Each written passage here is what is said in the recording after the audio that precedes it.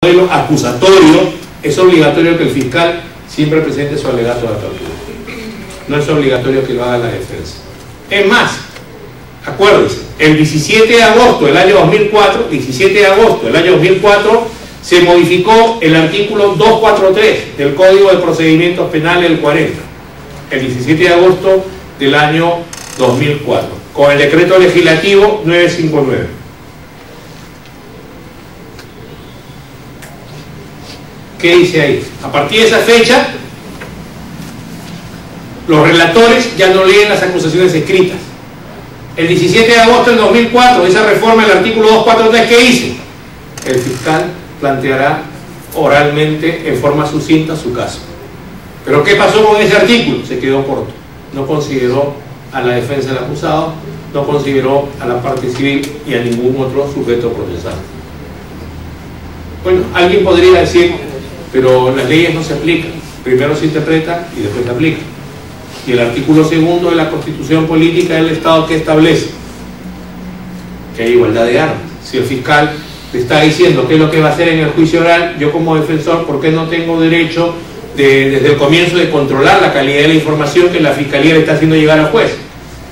La defensa podría decir, y el artículo 139, en el inciso 3, también prevé el debido proceso. Y dentro del debido proceso, ¿qué va?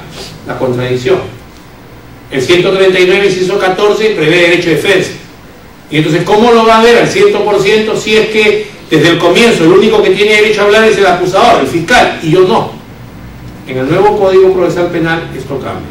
En el nuevo Código Procesal Penal todos tienen derecho al comienzo del caso, al comienzo del juicio oral, de dar a conocer cuál es su teoría del caso.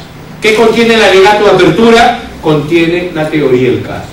O sea, una oferta de hechos que se va a probar, con qué pruebas y cuál es su relevancia jurídica. ¿Correcto? Entonces, se supone que la defensa no está obligada a plantear alegato de apertura. Habría que ver qué cosa es lo que plantea la Fiscalía. O sea, la idea es la siguiente. Número uno, que la defensa en todo caso podría hacer un planteamiento que sea muy puntual. ¿Por qué? Porque no debe sacar los conejos del sombrero. O sea, debe anunciar en una forma muy sintética cuál es la prueba que se va a producir y en todo caso que la Fiscalía, cuando el defensor interroga a su testigo, se entere de cuáles van a ser las respuestas, a ver si puede impugnar la credibilidad de ese testigo. Porque esto es así. O sea, yo fiscal llevo a mis testigos ¿para qué? Para probar mi teoría del caso. Yo nunca voy a llevar un testigo para que me tire en contra. ¿Me entiendes? Pero ¿cómo sé que eso va a ser así? Porque yo he preparado mi caso. Yo no he improvisado. No es como ahora. Ahora en el Código del 40 pasa lo siguiente. Pasa que el fiscal y el defensor le piden al juez por escrito, quiero que venga tal testigo. Nunca ha hablado antes con ese testigo. El testigo se aparece ahí y peor todavía, si el testigo no vino a la primera, el defensor o el fiscal insiste y le dice que lo traigan de grado fuerza. El señor llega con la policía, lo sientan en el tribunal, molesto, le dice al juez, ¿y por qué me ha traído a la policía? Porque ese señor que está ahí, que es el fiscal o el defensor, quiere que hables a favor de él. Ah, quiere que hable a favor de él y me ha traído con la policía. Sí, y para eso inclusive usted va a prestar juramento por Dios si es que cree en él, o si no va a prometer su honor decir la verdad. Ah, o sea que comete un delito. ¿Y cuántas sentencias hay donde se haya condenado a las personas por falso testimonio? ¿Conocen ustedes cuántas sentencias de que se ha condenado a las personas por falso testimonio? O que se ha condenado a las personas porque no fueron a declarar, o porque fueron a declarar y no dijeron las cosas que tenían que decir. ¿Cuántas conocen? ¿Genera una coacción moral o no genera nada? Porque tanta carga que tiene el sistema de justicia penal, que crearle un expediente y más, porque este pata no sabemos si dijo las cosas o no las dijo. Por lo tanto, la idea es que ¿qué va a decir el testigo? Tanto nos esforzamos de que el testigo venga y finalmente no sabemos qué es lo que va a decir. Y en todo caso está predispuesto ¿a qué? A hablar cosas en nuestra contra. Nadie debe traer un testigo si previamente no habló con el testigo, porque hay que preparar a los testigos. Preparar a los testigos no quiere decir... ¿Les sobra una botella de plástico a ustedes? ¿Sí? La tiro se me va a desperdiciar la Coca-Cola. Un amigo está hablando ahí en el lobby, ¿no? Habla, llama a los amigos, ya tú sabes a dónde para que... sea un cachulito adicional. Tenemos un locutorio ahí en el subsuelo, en la catacumba acá. Entonces el asunto es ese.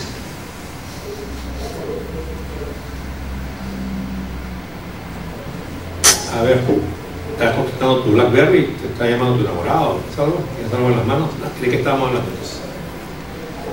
¿De qué estábamos hablando? ¿Ahorita? Sí, ahorita que el amigo bajó a llamar por teléfono y todo. No te acuerdas. En un sistema de audiencias, como es el nuevo Código Procesal Penal, no hay pasado, no hay futuro, solo hay presente. Tú no te puedes desconectar nunca de la audiencia. Si tú te pones a pensar, pucha, ¿cómo no me fui esos 5 diplomados más de APEC? Estuviera en mejores condiciones que ahora. No le creía a Neira de que iba a jugar fútbol en un partido de básquet. O si estás pensando en la audiencia, la verdad es que después de esta, sí creo en la reforma. Me voy a todos los cursos que hay. Te desconecta de la audiencia, ¿qué va a pasar? 1 o 2 minutos la audiencia no se para. La audiencia sigue, se sigue proveyendo información, sigue examinando el fiscal, los otros abogados, siguen respondiendo. ¿Y cuál es tu rol como abogado de otra parte? Impugnar la credibilidad de ese testigo. ¿Por qué razones? Por razones físicas, no ve bien, no escucha bien, no pudo llegar a ese lugar, por razones mentales, tiene mala memoria, no percibe bien la prueba, o porque es un mentiroso. O sea, yo llevo a mi testigo ¿para qué? Llevo a mi testigo para probar mi teoría del caso. ¿Y cuál es la obligación de la otra parte? Desacreditar ese testigo, decirle al juez que no le crea.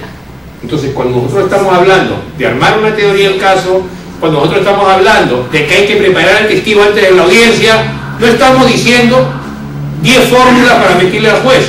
No, lo que estamos diciendo es lo siguiente. Imagínense que yo sea el fiscal y la señora María vaya a la sala de audiencia. Y cuando le haga una primera pregunta a la señora María, le diga: señora María, dígame usted qué pasó el 6 de agosto del año 2009. Bueno, la verdad es que la noche anterior comí mucho, me parece. Y siempre que me acuesto me persigno y digo: ojalá que me levante con el pie derecho, quiero que mañana me vaya bien. Y creo que comí tanto que al día siguiente me confundí y me levanté con el pie izquierdo. Estuve ambulando por mi casa y dije: no voy a salir hoy día, me va a pasar una desgracia, etc. Hasta que mi marido se apareció. Y mire usted lo que ocurrió. Después de 10 años se le ocurre levantarme el peso y decirme que me quiere. Con eso dudé más entonces que yo no debía salir a la calle. Hasta que me animé a salir a la calle, y ahí es que me tiraron contra el piso y se llevaron mi cartera. O sea, ¿qué estoy haciendo yo como fiscal ahí? Estoy proveyendo información al juez que no le sirve para nada. El juez, ¿qué está pensando de mí? Está improvisado. Este no ha preparado el caso. O sea, cuando yo digo que hay que preparar a los testigos para decir la verdad, es porque la verdad completa no sirve, sino solo la que tenga que ver con hechos relevantes, la que permita cortar las distancias entre los hechos concretos del caso y las normas abstractas y generales de la parte especial del Código Penal. ¿Me entiende? También es verdad que la señora se levantó con el pie izquierdo. También es verdad que su marido la abrazó y le dijo lo que ustedes han escuchado. ¿Pero eso interesa al caso? No. ¿Quién se encarga entonces de evitar que eso llegue al caso? ¿El fiscal o el defensor? De eso estamos hablando. De preparar a un testigo. Porque si no, yo soy el defensor. El fiscal trae un testigo y le dice al testigo: mire señor, ¿sabe lo que yo quiero que usted diga? Que usted estuvo en el momento que se produjeron los hechos y que usted está seguro al 100% que ese imputado es la persona que le robó a María. Oiga, pero yo no estoy seguro, no estaba claro, yo estaba de espaldas. Sí, pero eso es lo que yo necesito que diga. Bueno, si usted lo dice, le hace la pregunta: ¿puede decir usted qué cosa es lo que vio el 6 de agosto del año 2009? Sí, yo vi que ese señor que está sentado ahí, el acusado, fue la persona que le robó a María. El abogado defensor está preparado, y lo que el abogado defensor hace es lo siguiente. Dice: yo como abogado defensor, en un caso de robo agravado, en un caso de homicidio, en un caso de lesiones, ¿cuál es la primera obligación que tengo? Si ustedes nos contratan como abogados defensores en cualquiera de estos casos, para armar su caso, ¿qué es lo que ustedes necesitan? ¿Cuál es la primera pregunta que le harían ustedes a una persona que viene a buscarlos para que ustedes lo defiendan? ¿Ah? ¿Tienen para pagar los honorarios? No creo, ¿cierto? Eso no interesa, ¿no? Son cosas ya superfluas, ¿no es cierto?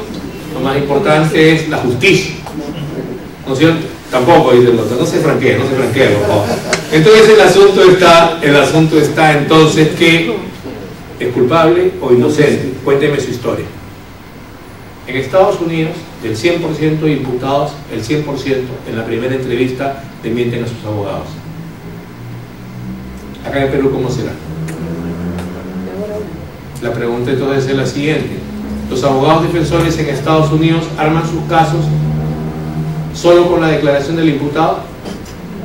En Estados Unidos, ¿los abogados arman sus casos solo con la declaración del imputado? No. ¿Saben cómo arman sus casos? Por su propia investigación. ¿Por qué? ¿Qué dice la máxima? En un sistema de audiencias, el juez sabe que yo soy el abogado que voy a defender. En un sistema escrito y reservado, el juez no sabe quién es el abogado que puso el escrito. Porque entran papeles. Y yo le puedo decir a mis ayudantes, hazme los papeles y yo los firmo porque yo te pago a ti. ¿Me entiendes? Pero en un sistema de audiencia yo me tengo que parar frente al juez, el juez me va a ver la cara. Y el juez va a saber si lo que yo le digo es verdad o no es verdad. ¿No es cierto? Entonces la máxima que hice, el prestigio se pierde una sola vez. Miéntele al juez para que veas qué es lo que va a pasar en las próximas audiencias. Va a decir, este es el abogado mentiroso. Va a pensar eso, ¿no es cierto? Entonces, ¿qué va a hacer? Te va a poner la valla más alta. No te va a creer mucho, te va a exigir mucha actividad probatoria, va a tener mucha desconfianza de lo que tú le digas. ¿Por qué? Porque no contribuyes a darle una información de calidad al juez. En un sistema de audiencias hay un problema muy serio y es la publicidad. Del 100% de audiencias, casi todas son públicas. Casi todas son públicas y por lo tanto, ¿qué es lo que pasa? Se identifica a todos los actores que sean mediocres. Por ejemplo, estamos en una audiencia de prisión preventiva. El fiscal le pide al juez que se dicte la prisión preventiva y entonces el fiscal hace trizas al defensor. El fiscal le dice al juez por qué se dan los 3 requisitos para que haya la prisión preventiva, o sea, por qué hay fuertes y graves elementos de convicción, por qué hay peligro procesal, por qué la pena es mayor a 4 años, y en cada uno de estos puntos, cuando le toca su turno al defensor, luego que le dice al juez es que sí, que el artículo 268 del nuevo Código Procesal Penal establece los 3 requisitos para dictar prisión preventiva, que José Asensio Mellado en la revista Derecho Penal de la Pontificia Universidad Católica del año 2005 publica respecto a las medidas de coerción personal en el nuevo Código Procesal Penal y establece los 5 principios para su interpretación: legalidad, necesidad, proporcionalidad, provisionalidad y prueba suficiente.